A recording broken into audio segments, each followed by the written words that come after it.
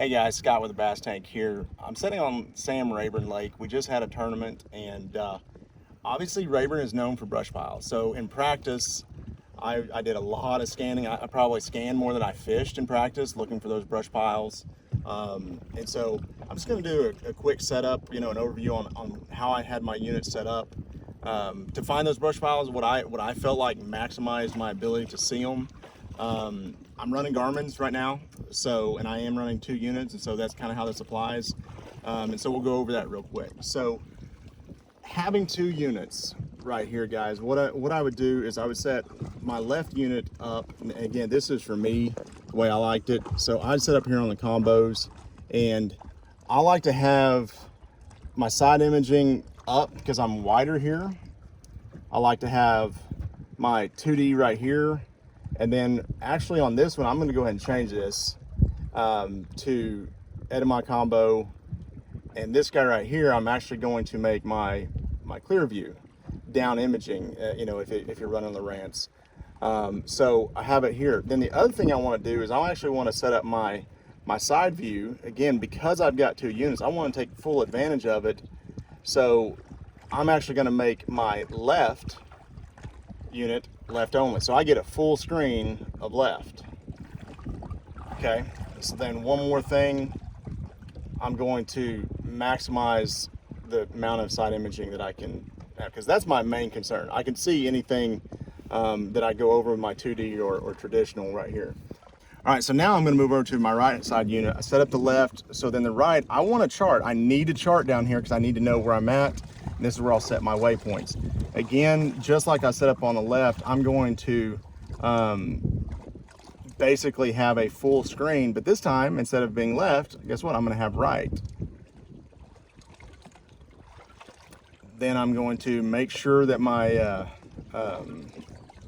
my side imaging for both is the same amount, because I don't want one smaller than the other because I won't be able to see it. So this is how I was in practice setting up my units, running around looking for brush piles. And I was looking for bluegill beds when I was even shallow, but this is the main thing I spent. So we're going to spin around and I'll go over. There's a couple brush piles right back here. You can see I don't even have it marked yet, so I don't exactly know where they are, but we're going to go back and we'll scan. All right, guys, so I'm going down this line here. So I've got my shading colors set up, and I'm actually just running basically a contour line. And the way I like to scan is several different ways. I'm going to scan at a depth that I'm expecting fish to be in, and so hopefully I go over the top of them. I will see either side of me if they're one way or the other, and then I know to swing back out and look at them in a different way, because the angle in which I hit these brush piles makes a difference on how they show up. You can have the biggest brush pile in the world, and if you hit it at the wrong angle, it may look like just a twig, and then you come back at it and you get this great image of it. And I don't care what brand it is, that's exactly what's going on. So here's a prime example. Here's some fish that are up off the bottom. Now I'm going to pause this so you can see what I'm talking about. And say, Scott, how do you know that's fish? Well, first of all, I can count them, right? So I can count, looks like there's 5, 6 of them, but then look at the shadows. So those shadows aren't connected to anything. It looks like there's some more over here. Yep. If you can see that. Those are not connected to the bottom. Looks like there's a log right there in the middle. So there's a laydown up there. There's some fish around it as well. And then we've got some fish just out here roaming. Now, those may not be bass. That could be carp. Rayburn's got a lot of big carp in it, but I know that's fish. This is where I would go drop my forward-facing sonar and take a look. So let's go back here to scan. I may have to make another pass because we drifted. All right, so I came across this point right here, and so I went across, and now what I'm gonna do is I'm gonna come out here and make a circle, and I'm gonna come back and I'm gonna hit it this way, and then I wanna basically make an X across that. And that way I'm hitting it at a lot of different angles, and anything that's there is gonna show up. Now, obviously there are so many points and so many places that you can't just spend your entire day just making X's on every point. You'll never get through everything. So what I do is, when I find an area that really should make sense, that really should hold fish, that's when I'm really gonna X this across. I may not want to go do this in somewhere that I'm not expecting to fish.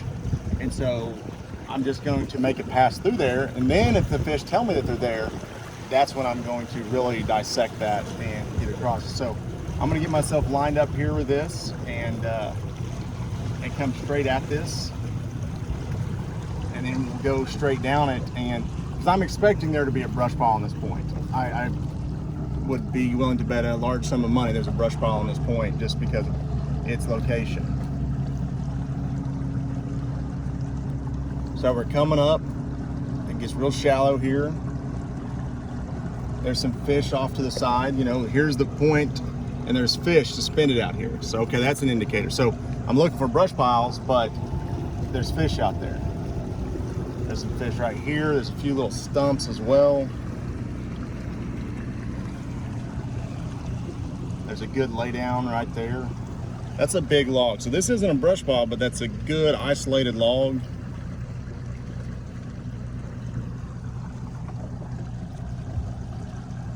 All right, perfect.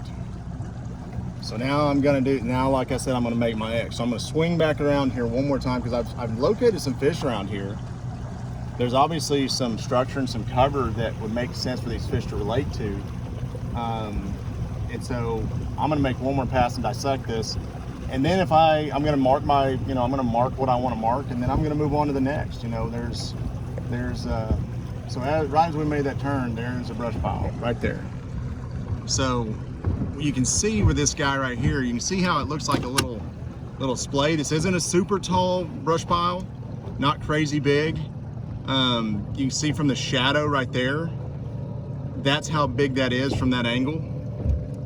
That is big enough definitely to hold fish. Again, right next to it, there's a school of bait, and that is a fish right there that is definitely chasing that bait. You can see the hole where that fish has been blowing through it. So that fish may have came from that brush pile to come eat that bait and then maybe going right back to that brush pile. So that is that right there. So, all right, boom. What I would do is I would drop a waypoint on it and say, hey, that's where they're at. Now something of note is, let's say I mark this waypoint. Okay, I marked it, great. It was way back here, right? It's not where I'm at, it's where it was at. So this knows it's the GPS position, and it's gonna mark that. So don't be surprised if this is history. As this scrolls across, this is history. And I have my scroll speed very, very slow because I get a better image and the boat is actually outrunning it.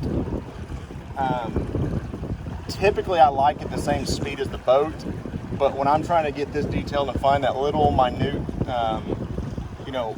thing, if you will, I'm gonna slow that scroll speed down until I get a better image.